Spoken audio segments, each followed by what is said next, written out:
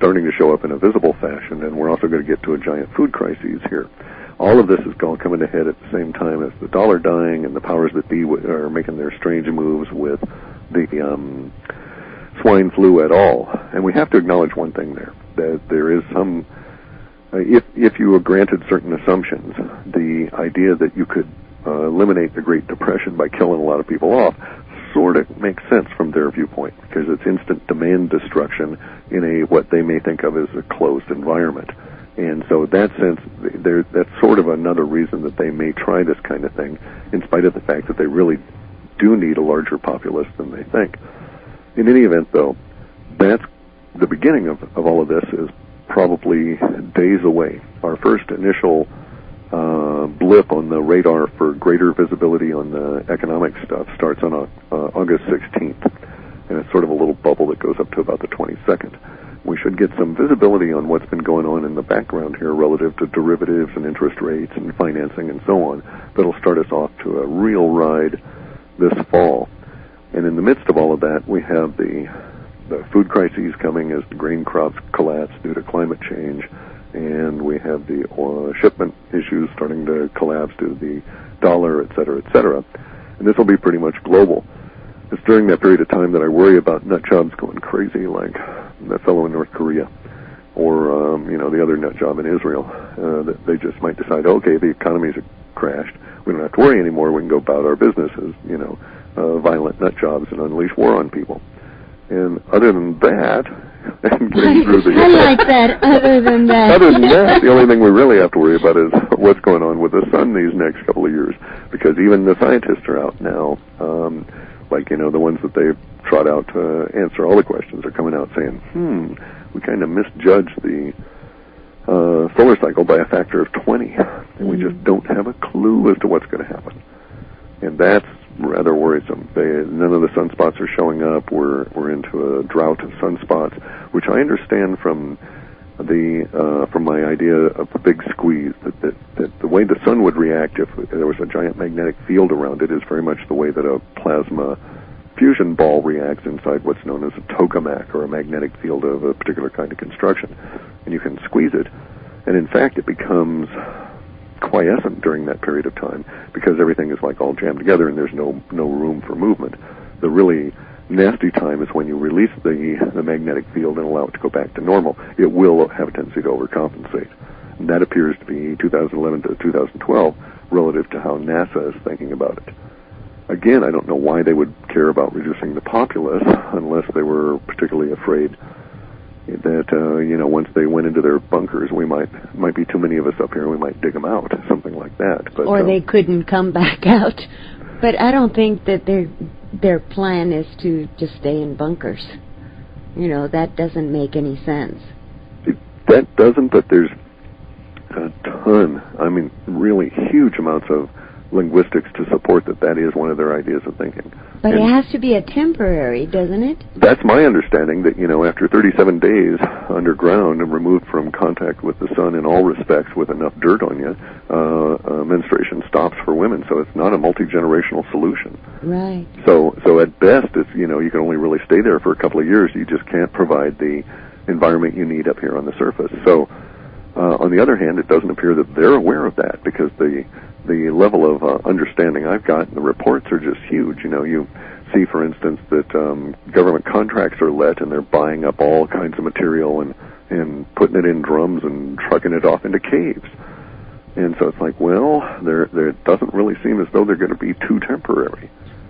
And the idea from the Norwegian politician, or was he Swedish, that said there's, I think he was Norwegian. He said there are tunnels and stuff, and half the population of Norway can go down there for multiple years. Yes. And indeed, you could probably last 4 or 5 years as a large populace, but by then you're going to start having debilitating changes, and you'd have to get back out. But again, that's maybe the whole logic, is that the effect of the sun on the planet in 2011, 2012 might be such that they don't plan on any of us being here to oppose them when they come back out. Then why start decimating the population now? Because they probably figure that there's a from a war college, like a U.S. Army War College in Leavenworth, from that perspective of analysis, you would want to have the population so distracted and weak that they wouldn't have enough strength to hassle you before they were decimated. And you would have to go down there some period of time before the actual flare or whatever it is started, just so that you'd have a layer of surety. So you might have to be down there 4 or 5 months before the big bluey came, and you wouldn't want people with shovels and pickaxes and backhoes coming to root you out. That's true. So in that sense, it kind of does make a little bit of sense. And then some of the other cautions would also tend to go along with that you'd want to at least have the support systems in place while you're making your orderly transition. You're going to need to have some level of control, and it kind of would all come together. But again, I don't think that it'll actually manifest as they would anticipate, simply because things are happening too rapidly now.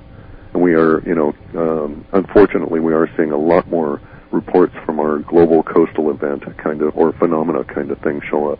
Not only is it the loss of ocean feedstocks for everything from benthic organisms through migratory fish, but we're also seeing now reports that Antarctica is a lot hotter underneath it than had been supposed, and so there may indeed be a very large melt going at the level where the ice meets the rock.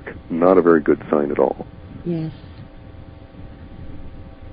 On that coastal event, I hadn't heard any more about that. Well, we've got extraordinarily high tides along the Pacific. We had extraordinarily high tides up to 2 feet high, unexplainable. Scientists can't explain them all along the East Coast. We've had strange high tides that noticed in the reports all up and down in Europe, from Scotland all the way down through Portugal and into the Mediterranean, and in some cases along the more exposed areas in the Atlantic Ocean. We've had 160 feet of beach erosion in the last year, and not due to storms, but simply due to tidal influences where the tide has just not retreated. And we've seen extraordinarily high tides here in the southern Puget Sound that are not associated with what are known as neap tides or other extreme tidal events. True, we could put it down to a little bit towards the lunation, what with the lunar eclipses and so forth, but still they seem to be easily 6 inches to a foot greater than would be expected under those conditions. Right. It is kind of rare reading the report of those scientists with, we don't know why that happened. Why did that tide? And it's receded. Where is it? We don't know. That is very interesting that there is not even a little bit of, well, it could be that or it could be that. There's nothing to hang, no hooks to hang it on. No speculation, because it goes to one of two issues, okay? And this is why it's been restricted from the official viewpoint within the American or the academic science community. That is that tides are regulated by the moon. So is something wonky with the moon that suddenly we have higher tides, or the other component of tide regulation in terms of how high they creep up on the shore is basically how high the bottom of the ocean is. So is something going on with the bottom of the ocean such that, because we know that there's not enough extra water in there to cause the other issue, because it's just not pouring in from Greenland or Antarctica in any visible way.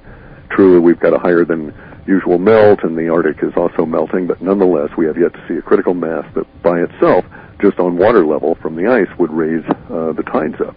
So it's suggesting that either something is a little bit wonky with the moon, or more probably, something is changing on the undersea of the underseas of the ocean, such that the water is being pushed up by increased landmass.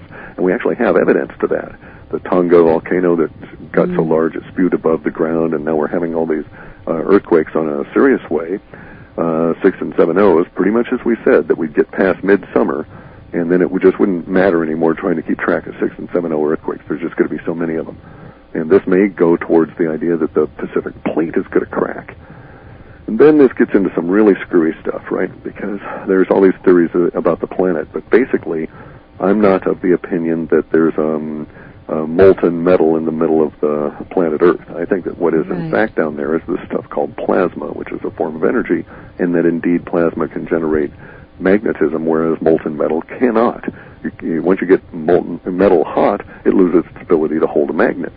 And so a molten core, even spinning, even the friction, does not generate the kind of magnetic force that we see even now in our reduced state around our planet.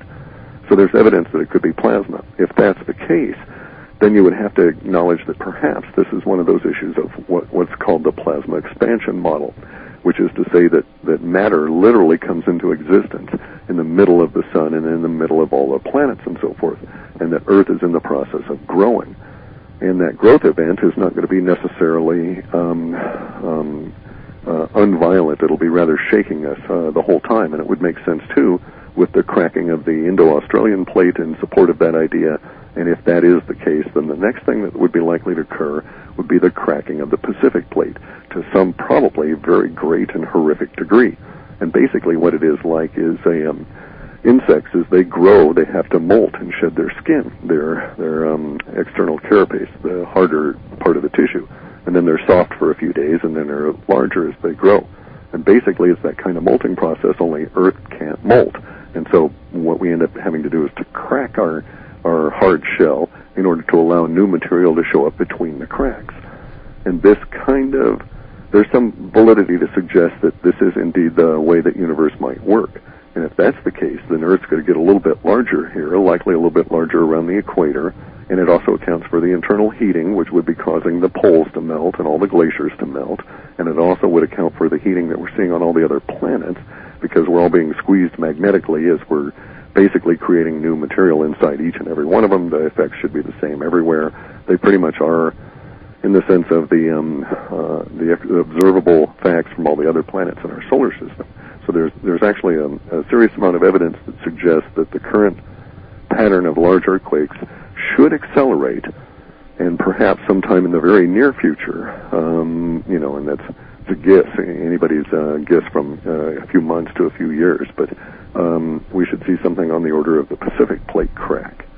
And it's probably the most likely candidate because it's the largest portion of stretch on the globe, and it spans the equator, and that would be the point at which the new matter would have its greatest level of impact.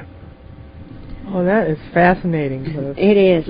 Well, we have to continue expanding mind just as everything else is expanding, because that's coping with the here and now, and so just, grow your veggies and get ready, folks. Yeah. Yeah, pies and naps, yeah. Pies and naps. It works for me.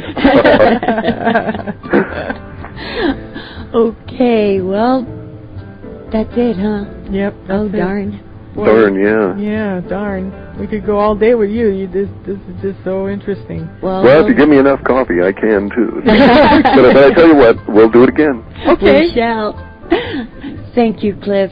Thank you, guys. Talk to you later. Very right. mind-expanding. Bye. Bye. And thanks for listening.